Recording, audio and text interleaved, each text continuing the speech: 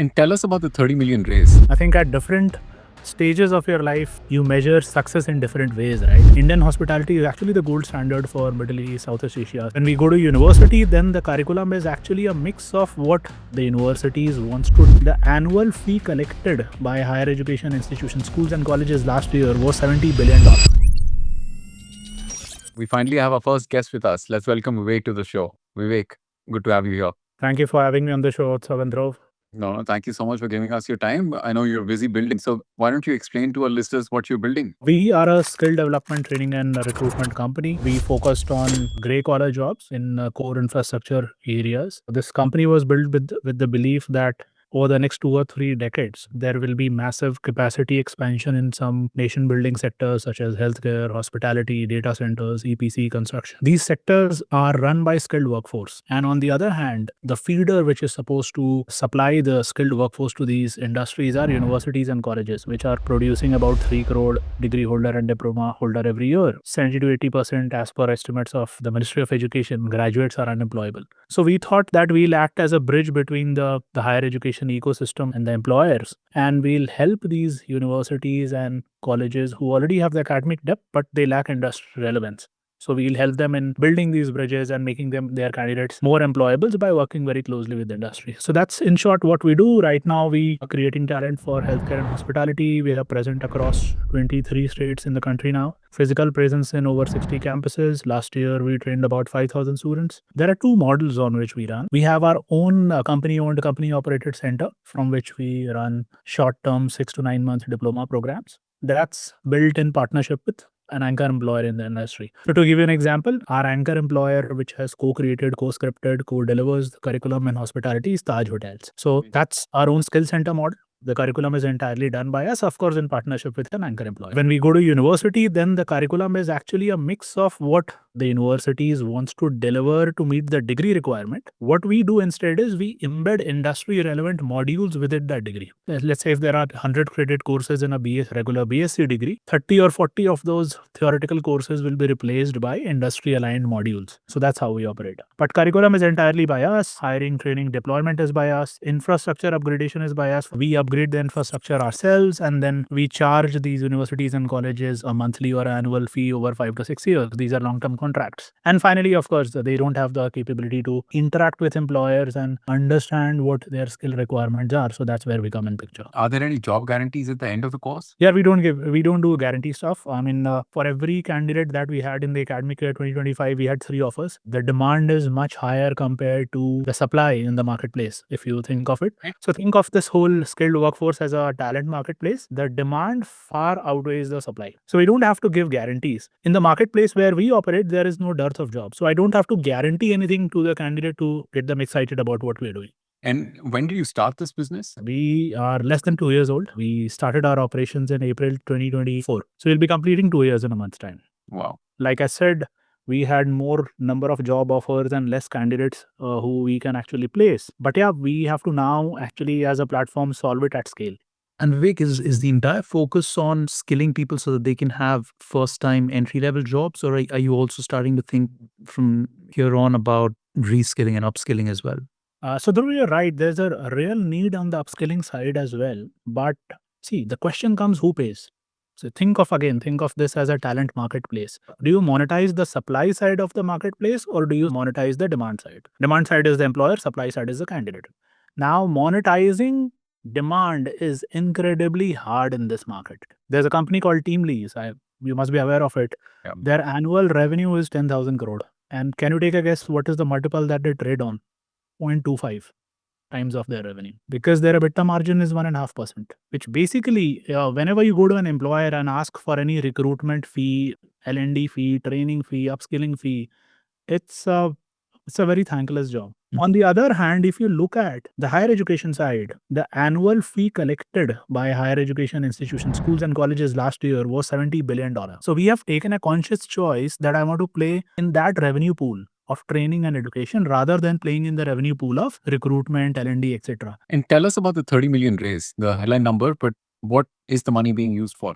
A is, of course, we have a presence, as we speak today, we have a presence across 45 campuses.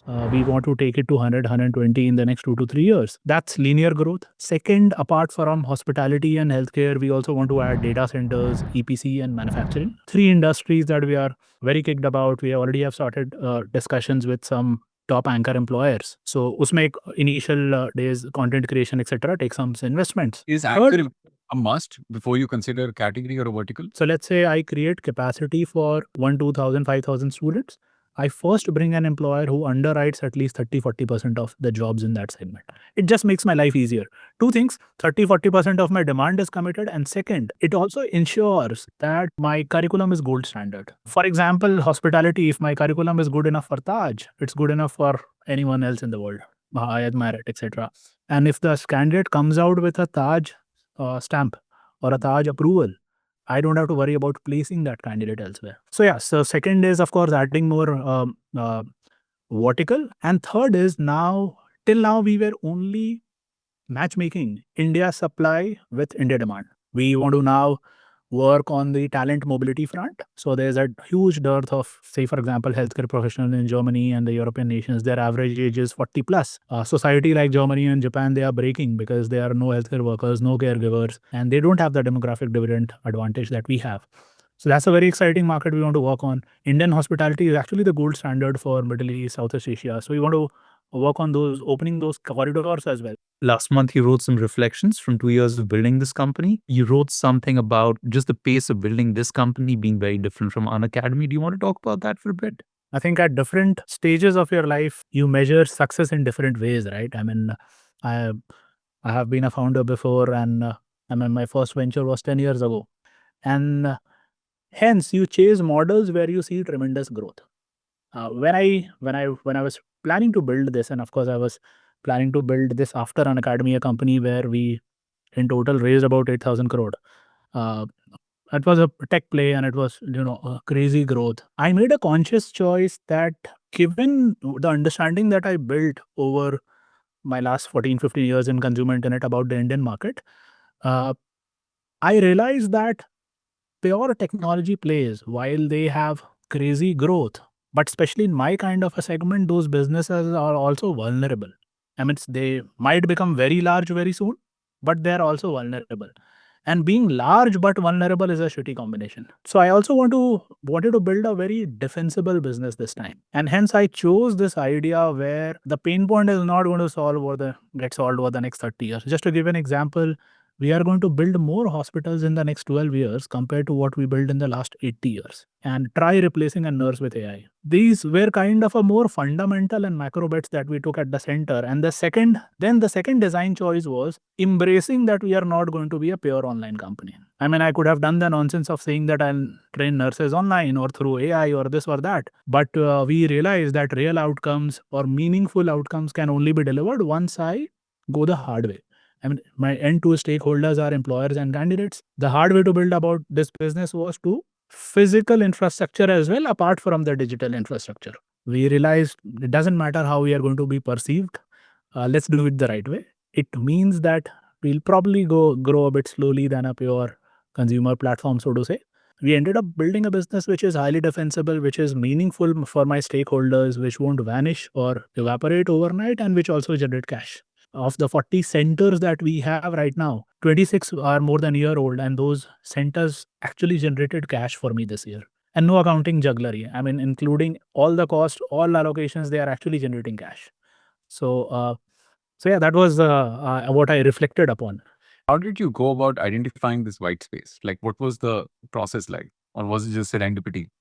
After the last wave of COVID, of course, all edtech companies struggled to grow back to the revenue that we once commanded during the peak of COVID. And primary learning in that period was that the businesses of schools and colleges did not shrink. Only the supplementary education business shrank. So, say for example, Baiju did not build inside schools; they built in K-12, but they built outside schools, which is supplementary. School and colleges are regulatory product. Everything else is daycare. So my one advice to edtech founders would be don't build a daycare product. That's not a defensible business. The second thing was serendipity. Of course, we used to run the largest government test prep vertical in Unacademy.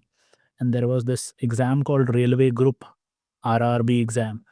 So my team came and said, hey Vivek, 3 crore people are going to write this exam. And so I inquired, what is this exam about? I found out that it is for, blue collar jobs in railway, and that too not full time, probably somewhere contractual. And MBA graduates and PhDs and graduates were applying, whereas the eligibility was only 8th standard pass out. Then I came across a similar article where Haryana government had posted a sweeper job opening and graduates and PhDs were applying. Of course, I had read in BCG reports and industry report that X%, 90% people are unemployable, etc. But when I first realized the level of problem in this country, that's where I thought that it is not something that is going to get solved over the next 10, 30 years. It would require infrastructure investment. It would also require working in an institutional framework. We also had a founding team mode for this kind of a business. Gray hair, as you said. That breaks it down. Thank you so much, Vivek. All the best as you hit future milestones.